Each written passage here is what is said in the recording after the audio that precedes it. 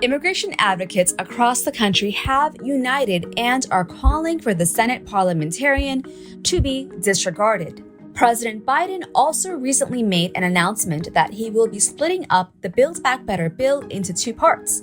And Senator Joe Manchin has indicated that he's ready to resume talks on reconciliation. But which undocumented individuals will be put on a pathway to citizenship in this new plan immigration advocates are pushing for?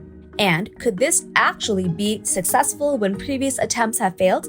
Stay tuned because we are going to discuss all of the details you need to know. And if this is your first time on my channel, be sure to subscribe and turn on notifications for regular immigration news updates. So what are these renewed calls for disregarding the parliamentarian, and how are they different from previous attempts to do so? As many of you know, the Build Back Better reconciliation bill initially started with a pathway to citizenship that would legalize approximately 11 million undocumented individuals. When Senate parliamentarian Elizabeth MacDonough ruled against this plan, the next proposal was to update the immigration registry so that any undocumented individuals who had been in the country since 2011 would be able to get a green card. However, when the parliamentarian ruled against the registry plan, also called Plan B, immigration advocates were split between those who were willing to accept a watered-down Plan C and those who were not. Now that MacDonough has ruled against Plan C, all immigration advocacy groups have recognized that the only way to get immigration reform passed is by disregarding her. And they have joined together to pressure Senate Democrats to do exactly that.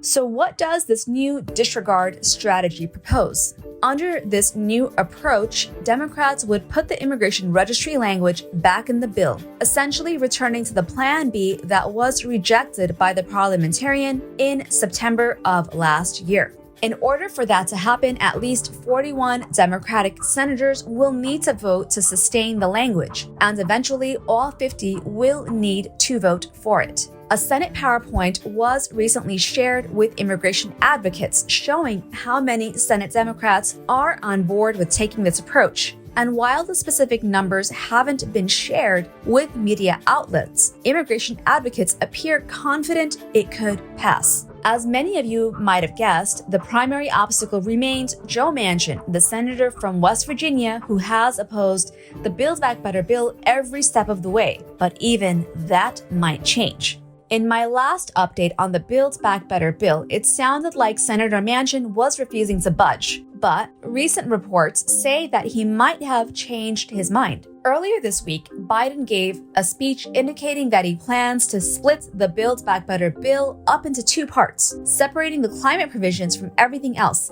saying, "I think we can break the package up, get as much as we can now, and come back and fight for the rest later." Days later, Senator Manchin announced that he is ready to restart negotiations from scratch, and that the climate portion will be the easiest part for them to reach agreement on. He has yet to say anything about the immigration provisions, but his willingness to resume talks is an important first step if they are going to pass at all. This also means that the climate portion of the Build Back Better bill will likely take priority over the other parts. So if Senate Democrats successfully reinstate Plan B, then it will probably be weeks or months before they vote on it. The pressure is on for them to deliver. Not only has every immigration advocacy group in the country united together to push for the parliamentarian to be disregarded, but President Biden's approval ratings have reached a new low due to his inability to deliver on campaign promises, including immigration. In response to this push for immigration reform, Lorella Prielli, co-president of Community Change, said, "There's a lot of unity around wanting to get something done. There's a lot of unity around using every tool and lever that we have to see it through. It comes down to questions of political will and the Democrats' ability to organize themselves and their caucus." What do you think? Is there a chance immigration groups can put enough pressure on Senate Democrats to reinstate Plan B in the Build Back Better bill? Could they actually get Joe Manchin to vote for it? Leave me a comment below and let me know. And if you want to hear about some of the other immigration reform that the Biden administration has planned for 2022, I'll include a link to my immigration predictions video here. I will also continue bringing you additional immigration news as it's available.